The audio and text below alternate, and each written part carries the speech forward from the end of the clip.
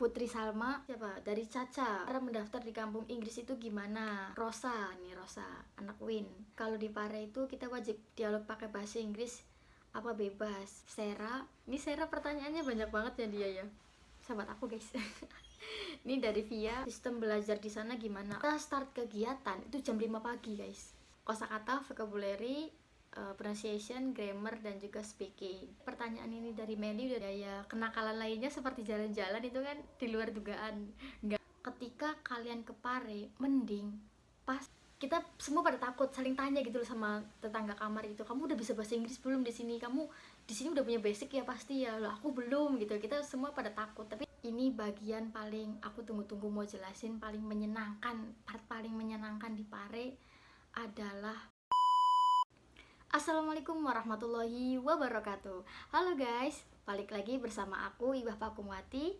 Pada kesempatan kali ini aku mau sharing-sharing mengenai kampung Inggris Pare. Check it out. Oke guys, jadi di video kali ini aku bakalan ngejelasin atau sharing-sharingnya terkait cara pendaftaran, terus keseharian di sana gimana, biaya hidupnya gimana gitu.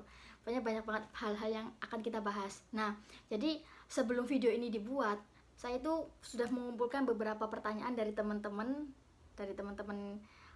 WhatsApp gitu, sudah dikumpulkan. Jadi nanti kita bakalan bahas satu persatu dari pertanyaan mereka. Oke guys, jadi untuk yang pertama kita bakalan jawab pertanyaan dari Putri Salma.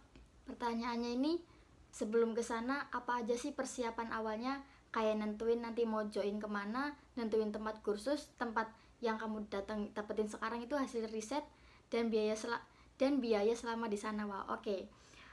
Yang pertama terkait tempat ya guys. Jadi jujur kalau masalah tempat itu aku ngikut sama temen aku yang satunya gitu. Jadi waktu pendaftaran itu aku bener-bener nggak tahu kampung Pare itu kayak gimana. Jadi karena diajak ngikut aja lah gitu. For your information guys, jadi selama di Pare aku itu kursusnya di Eagle. Kalian bisa cari di TikTok atau di Instagram, itu banyak, cari aja di Eagle. Nah, kalau untuk tempat-tempat yang lain kalian bisa cari kayak yang terkenal itu ya. Kalau yang besar itu tempat kursusnya kayak ada Brilliant, LC, Mr. Bob. Nah itu tempat-tempat besar. Nah ternyata di sana itu masih banyak tempat-tempat kursus yang lain selain itu gitu loh. Jadi yang jarang didengar itu ternyata banyak di sana. Nah terus itu yang pertama. Terus yang kedua, untuk persiapan awalnya ya. Nah tadi persiapan awalnya jadi teman-teman bisa cari di Instagram dulu, cari di YouTube gitu atau TikTok, cari review-reviewnya itu kayak gimana. Terus soalnya kadang ada beberapa yang kata orang-orang bagus ternyata punya sisi gelap lah bahasanya kayak gitu. Nah kalian harus cari dulu kelebihan dan kekurangannya gitu. Oke guys, selanjutnya terkait biaya. Nah untuk biaya di setiap kursus itu, di tempat kursus itu beda-beda ya guys. Di satu tempat ini dengan tempat yang lain itu harganya beda, kadang cenderung jauh lah, agak jauh. Nah kalau tapi untuk di setiap tempat itu programnya sama, ada program 1 minggu, 2 minggu, 1 bulan, 2 bulan, 3 bulan, 5 bulan, 6 bulan, dan seterusnya. Dan yang kayak 3 minggu itu biasanya jarang guys. Nah terus kalau yang aku sendiri tuh aku ngambil yang 1 bulan. Nah karena aku ini termasuknya udah sama paket ke Bromo, yaitu sekitar 1.350.000. Nah itu udah program 1 bulan sekaligus paket ke Bromo. Dan juga ada biaya pendaftarannya guys, yaitu 2.250.000. Jadi kalau di total untuk biayanya sendiri itu menghabiskan 1.550.000 itu. Nah tapi kalau semisal kalian nggak ambil paket di Bromo itu sekitar 900-an lah, 900 lebih. Nah itu mungkin kalau di tempat-tempat yang lain ada yang lebih murah, ada juga yang lebih mahal gitu.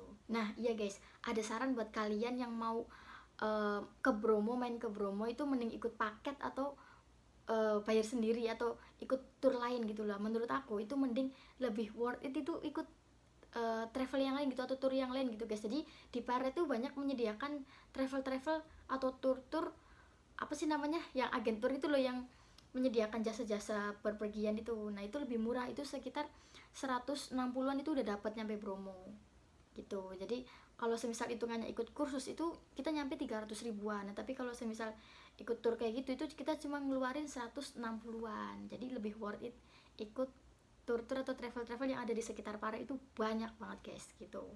siapa? Dari Caca. Cara mendaftar di kampung Inggris itu gimana? Sama biaya pendaftaran di kampung Inggris. Oke. Yang dari Caca aku jawab ya, Caca. Untuk pendaftaran guys, kalau misal kalian udah tahu tempatnya di mana, cari aja Instagramnya. Cari Instagramnya terus langsung DM. Itu nanti kalian nggak perlu bingung lah gitu masalah pendaftaran, tinggal kalian DM, pasti adminnya respon, langsung dikirimin gimana cara pendaftarannya gitu. Dan tadi balik lagi untuk biaya pendaftaran atau ya terkait pendaftaran itu pasti harganya beda-beda ya guys, jadi kalian harus bener-bener carilah review-review dari yang lain. Nah tadi kalau di aku itu yang paket promo itu nyampe 1.550.000 satu bulan, paket 1 bulan. Pertanyaan dari Rosa nih, Rosa anak Win. Aku ada pertanyaan Kak Iwah, kalau di Pare itu kita wajib dialog pakai bahasa Inggris apa bebas? Atau dialog Inggris itu pas kelas aja? Oke guys, jadi gini, terkait wajib berbahasa Inggris itu sebenarnya ya emang wajib gitu, tapi pas waktu hari pertama sampai hari ketiga itu kita masih dibolehin ngomong pakai bahasanya. Kalau di Pare itu disebutnya speak bahasa, itu ngomong pakai bahasa Indonesia itu bahasanya speak bahasa. Nah tapi kalau semisal ngomong Inggris atau speak English itu setelah hari keempat, ketika hari 4 itu baru kita diwajibin ngomong berbahasa Inggris. Nah wajib ngomong bahasa Inggrisnya di mana? Itu di camp, atau kalau di sana bahasanya camp ya, kalau di sini biasanya mungkin kos-kosan gitu loh. Jadi nanti kayak satu camp itu isinya banyakkan orang. Nah itu wajib ngomong pakai bahasa Inggris. Nah pun sama halnya kayak ketika di kelas gitu, atau ketika kita berada di sekitar tempat belajar itu wajib kita berbahasa Inggris atau speak English. Nah, tapi berbahasa Inggris ini nggak terlalu memaksa gitu guys. Jadi kita belajar gitu. Jadi kita boleh ngomong pakai mix bahasa Indonesia pakai bahasa Inggris gitu loh. Jadi semisal kamu hari ini mau makan apa? Today you mau makan apa gitu. Jadi pertamanya pakai bahasa Inggris, terus terakhirnya pakai bahasa Indonesia itu boleh. Yang penting ya sedikit-sedikit kita belajar memasukkan bahasa Inggris di dalamnya gitu guys. Jadi ya mungkin masih ada pemakluman untuk 1 minggu, semisal 1 minggu kita dibolehin pakai mix, terus nanti semisal udah step 1 itu biasanya masih dibolehin. Step 1 itu prosesnya 2 minggu. Ketika kita udah 2 minggu masih kita dianggap step 1. Nah itu kita boleh pakai speak campur-campuran. Tapi ketika kita udah step 2 kita diwajibin full pakai bahasa Inggris gitu. Nah terus ada punishmentnya enggak? Sebenarnya ada guys. Jadi ada punishmentnya, dan itu punishmentnya itu yang mendidik lah kadang. Saya juga termasuknya pernah dapat punishmentnya terkait punishment itu. Nah dapat punishmentnya kayak semisal nulis 100 kosakata gitu, kosakata bahasa Inggris gitu ya, hal-hal yang bermanfaat lainnya lah, nggak ada yang bermain fisik kayak gitu mungkin.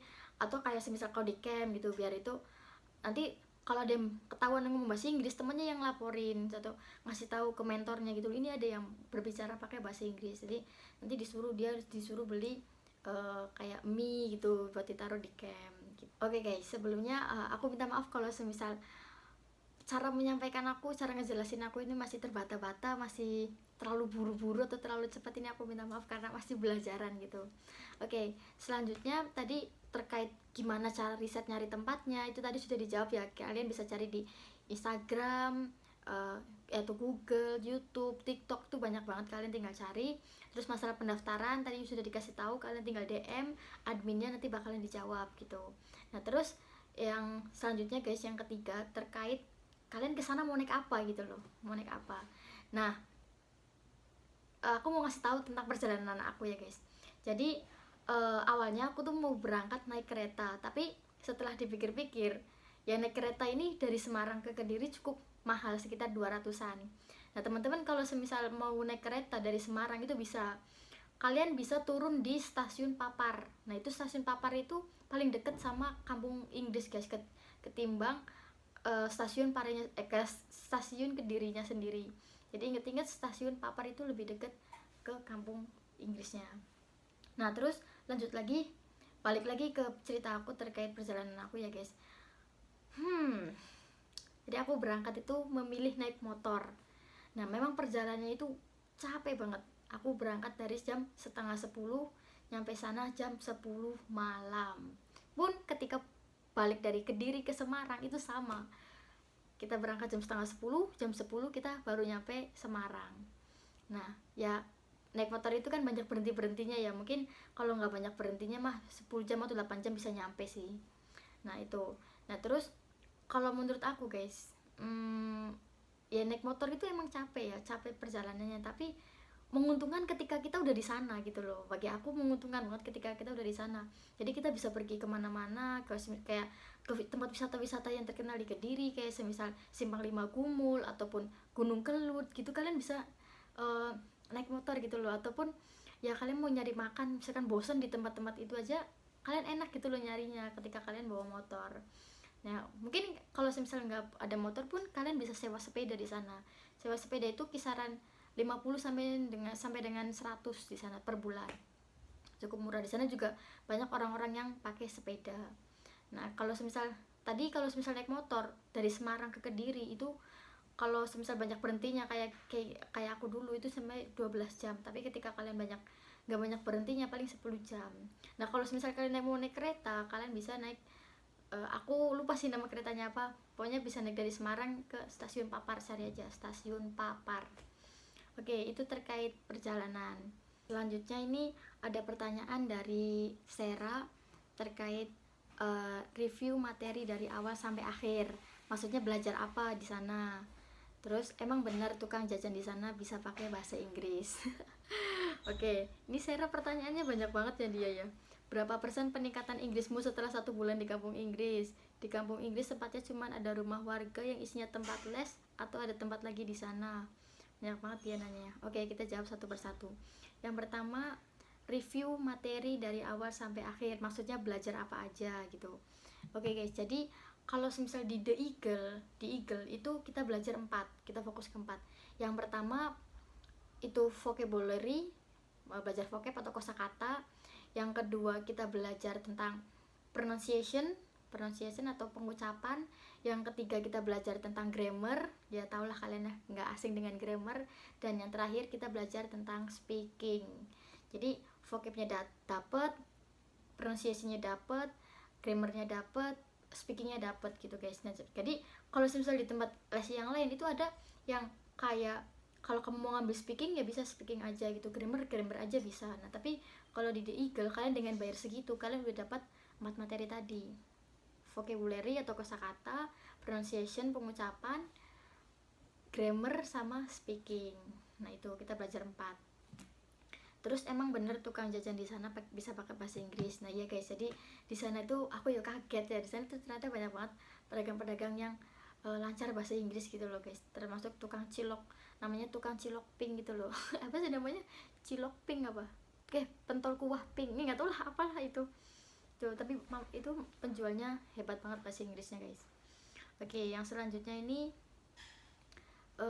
berapa persen peningkatan Inggrismu setelah 1 bulan di kampung Inggris?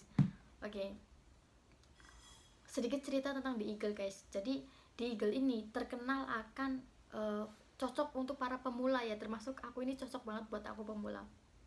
Tapi kata temanku yang udah cukup pandai berbahasa Inggris, mereka bilang mereka itu nggak ada peningkatan gitu loh, karena mereka mungkin sudah bisa ya. Tapi bagi aku yang masih pemula itu ya cukup lah. Kalau misal dipresentasekan aku juga masih bingung, tapi bagi aku ini sangat worth it untuk dicoba di Eagle ini untuk pembelajarannya. Pembelajarannya worth it karena ya bener-bener dari dasar gitu loh. Sedikit cerita, waktu pertama kali datang di kampung Inggris itu kita semua pada takut, saling tanya gitu loh sama tetangga kamar gitu, kamu udah bisa bahasa Inggris belum di sini, kamu di sini udah punya basic ya pasti ya. Lah aku belum gitu. Kita semua pada takut, tapi ternyata nggak semenakutkan itu guys. Kita bener-bener cocok untuk pemula. Kita belajar, nanti kita bakalan belajar dari alfabet gitu loh, terus angka, huruf, kayak kalau di sekolah biasanya tuh kita bener-bener kayak anak SD kelas 1 gitu loh, belajar mengenal angka, huruf, bertahap sampai ke yang ya nanti setiap stepnya itu semakin susah lah gitu. Itu untuk masalah itu apa, persentase. Bagi aku yang pemula menurutku cocok ya. Terus di kampung Inggris itu tempatnya cuma ada rumah warga yang isinya tempat les atau ada apa lagi di sana. Oke, kampung Inggris ini ya nggak jauh beda sama tempat-tempat yang lain, kayak apa sih namanya ya, kayak UNES gitu loh ya, kampus di sekelilingnya rumah warga sama kos-kosan gitu. Jadi kayak gitu. Terus ini ada pertanyaan dari teman aku, sahabat aku guys. Ini dari Via, kata dia mau nanya subbahasanya itu apa aja, misal grammar, listening dan lain-lain, dan sistem belajar di sana gimana, bakal ada ujian akhir atau gimana. Oke guys, tadi udah dibahas ya mengenai pembelajarannya itu ada 4 tadi apa, kosakata, vocabulary, pronunciation, grammar dan juga speaking. Nah terus kalau untuk listening itu, listening di Eagle nggak ada, cuma ada 4 tadi. Kalau grammar itu tadi ya. Sistem belajar di sana gimana? Oke guys, jadi kalau di program di Eagle itu pelajarannya ada 4, tapi kalau di total sama program kita tuh ada 6. Jadi kita start kegiatan itu jam 5 pagi guys, jam 5 pagi. Jadi buat kalian bukan kaum morning person, kalian harus berlatih dari sekarang, karena jam 5 pagi kita harus siap ada namanya morning program. Kalau untuk morning program itu kan dimulai dari hari Senin sampai dengan Rabu, itu kegiatannya di camp. Kita belajar daily expression gitu loh. Jadi kata-katanya biasa kita ucapkan sehari-hari. Nah, terus ketika hari Kamis itu aku lupa ngapain, apa sama di camp atau di luar aku lupa. Pokoknya kalau setiap hari Jumat kita itu kegiatan morning programnya itu di office atau di tempat belajar gitu. Kita kegiatannya itu jalan gitu, apa kayak olahraga gitu loh, apa sih namanya, apa sih guys yang jalan itu loh, olahraga pagi yang jalan, lupa aku namanya apa. Nah itu terus kalau setiap hari Sabtu kita itu morning programnya itu hataman. Nah kalau hari Minggu itu nggak ada morning program, libur. Nah tadi kan sebenarnya hari Senin kita morning programnya di camp dari jam 5 atau dari setengah 6 sampai jam 6 morning program. Nah terus kita udah selesai baru persiapan buat kelas jam 7. Nanti jadi setiap satu pelajarannya itu 1,5 jam. Jadi misal mulai kelasnya jam 7, 8:30 selesai. Nah kalau aku ini guys dari jam 7 sampai 8:30. Nah 8:30 ini aku nggak ada kelas lagi, istirahat sampai jam 10:30. Nah tapi kalau yang lain itu karena tempatnya terbatas, jadi mungkin diselang-seling itu ada yang masuk, ada yang istirahat gitu. Nah kalau aku jam 8:30 sampai jam 10:30 itu istirahat, kalau yang ada yang tetap masuk. Nah nanti 10:30 sampai jam 12 aku masuk. Nah teman-teman yang lain pada gantian istirahat pulang. Nah nanti itu jam pertama tadi jam 7 sampai 10:30, jam kedua aku jam 10:30 sampai jam 12. Terus nanti istirahat lagi, isoma, masuk lagi jam 1:30 sampai jam 3. Itu jam ketiga, dan jam keempat, jam terakhir itu di jam 4 sampai jam 5:30. Itu jam keempat, itu tuh pelajarannya selesai. Nah jadi kalau pelajaran udah selesai kita balik lagi ke office jam 6:30 buat kegiatan evening program. Nah nanti kegiatan evening programnya kalau semisal sama kayak morning program, setiap hari Senin sampai dengan Rabu itu kegiatannya di camp.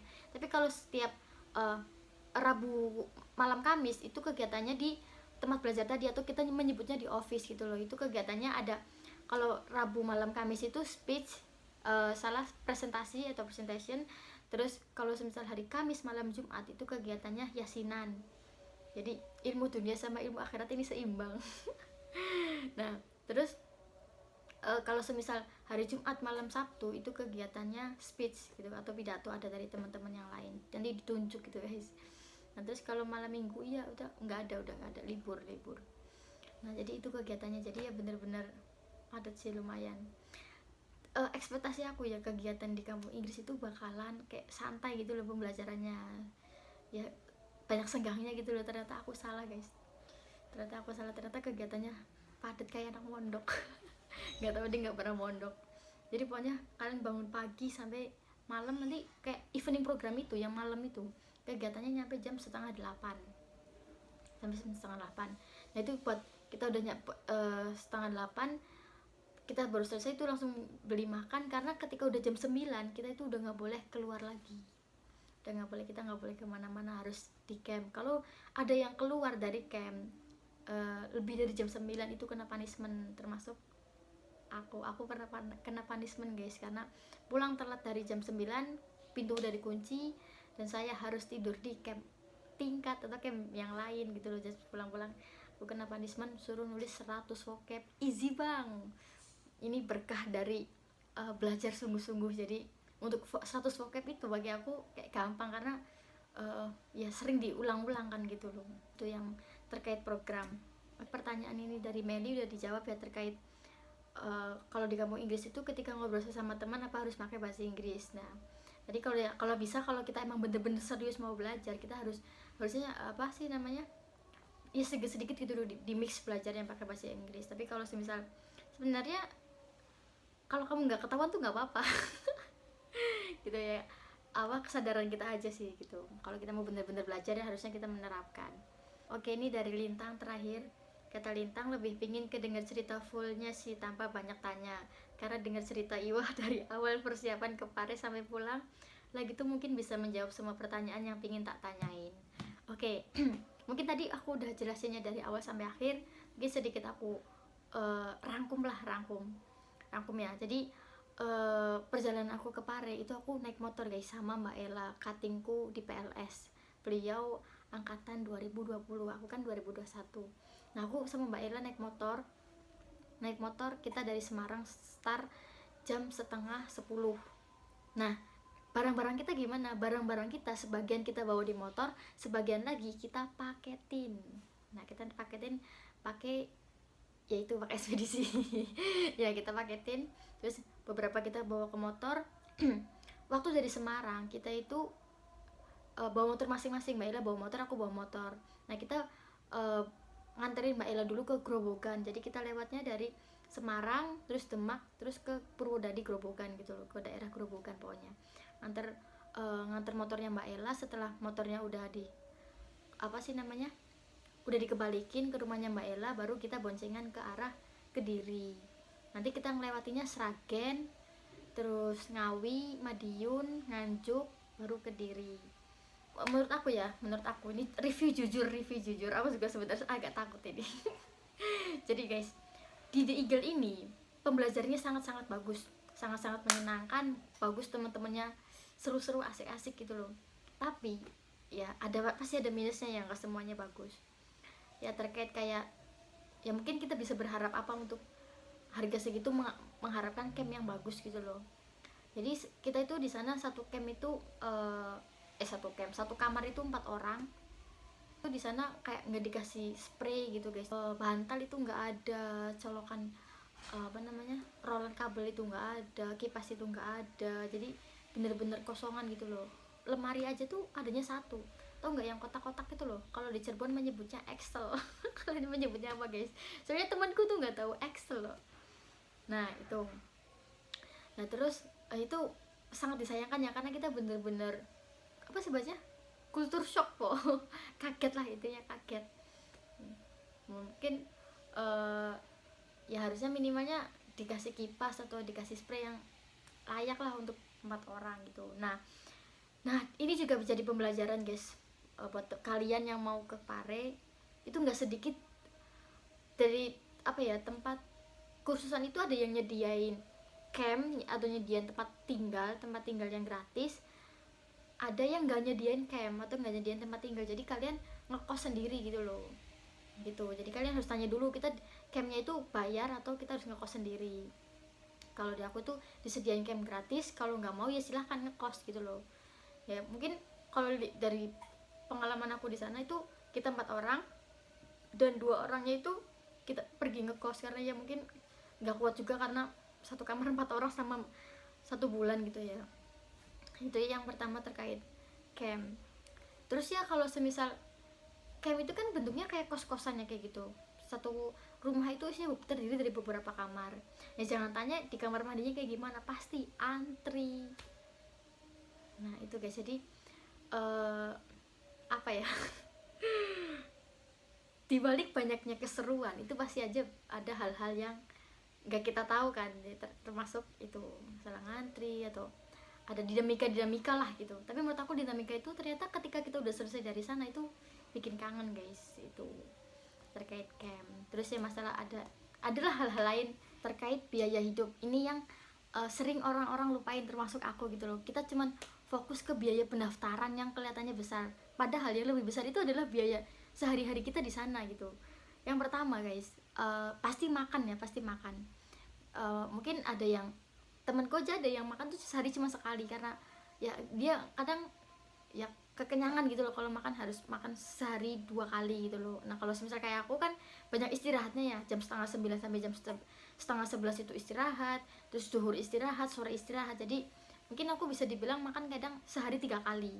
Kadang kalau misal emang bener-bener lapar banget, maksudnya kalau misalnya nggak lapar banget itu sehari 2 kali.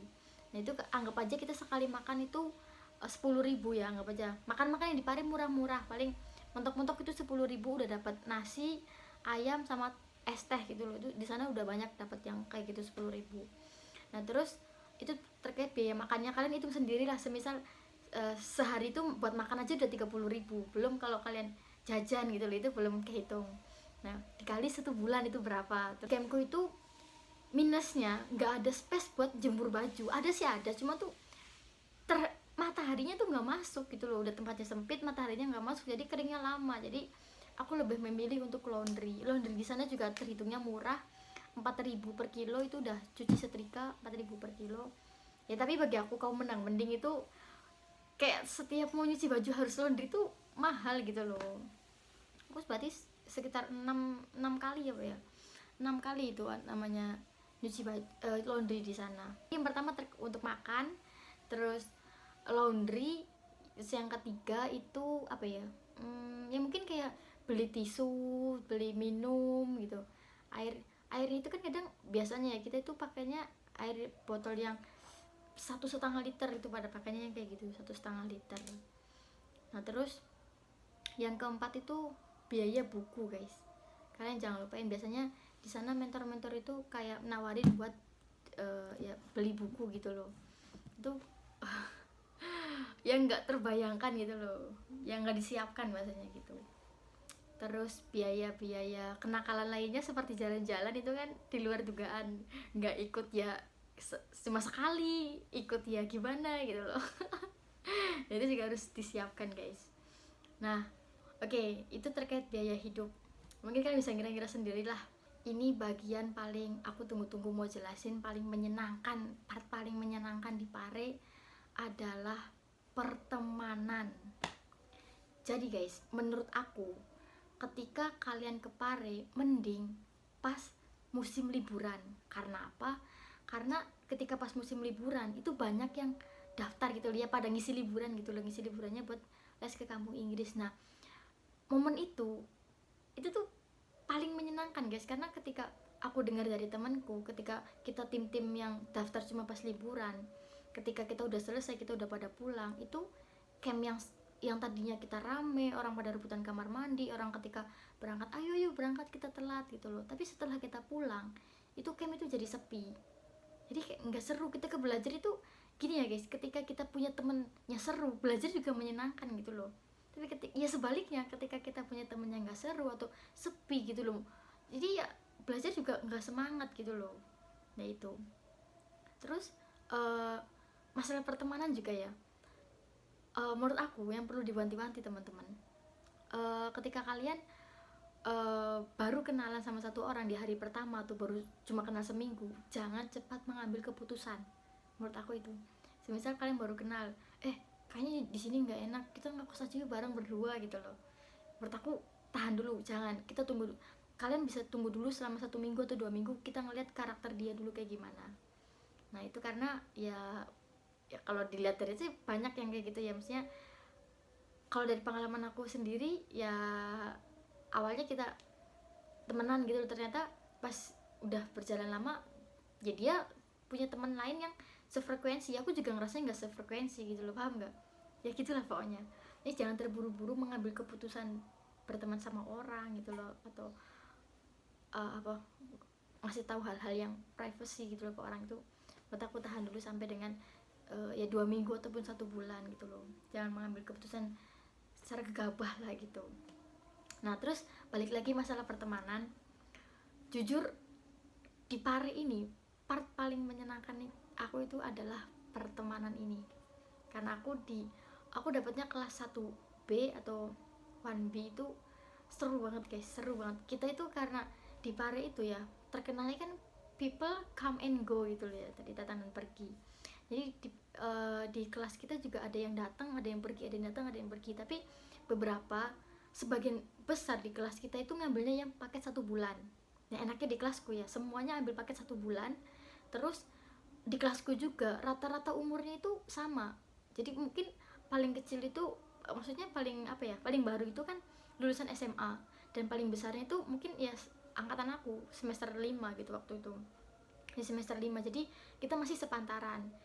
Berbeda dengan kelas yang lain, itu ada yang kelasnya ada yang masih SMP, ada yang udah ibu-ibu gitu. Jadi ya kalau misalkan mau nongkrong atau ngobrol tuh kadang agak ada nggak nyambungnya gitu loh. Tapi di kelasku itu yang aku bener-bener syukurin itu kita setara semua gitu loh, maksudnya nggak jauh-jauh beda gitu loh.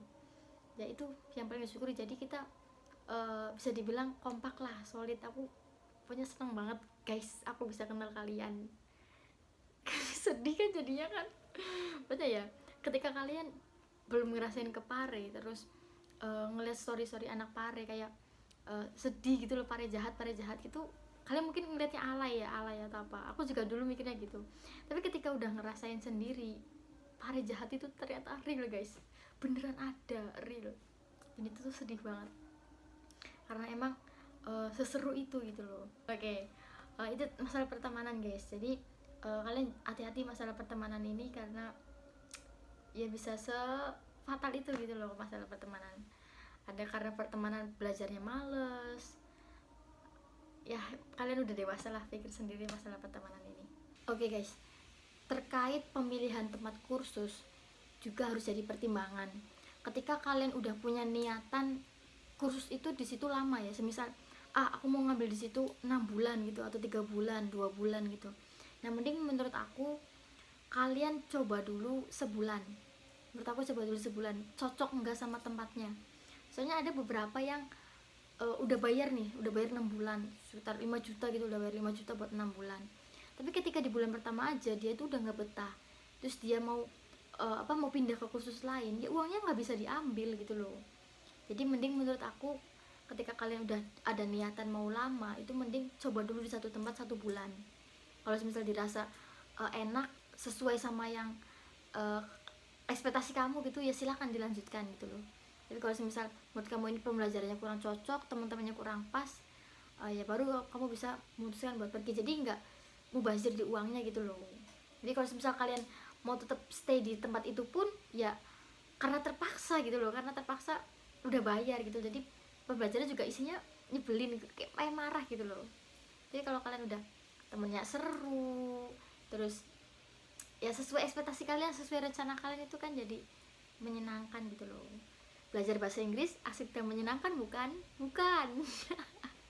Oke guys, mungkin itu aja sharing-sharing kita hari ini. Barangkali masih ada pertanyaan-pertanyaan yang mau teman-teman sampaikan, bisa ditulis di kolom komentar biar kolom komentarnya rame.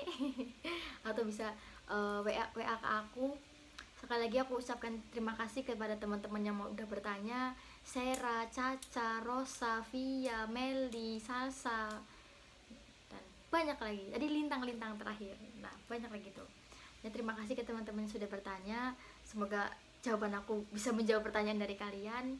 Jadi menurut aku, bagi aku pemula di kampung Inggris di Eagle itu worth it. Tapi buat yang udah ngerasa dirinya udah mahir, mending nyari yang di tempat lain.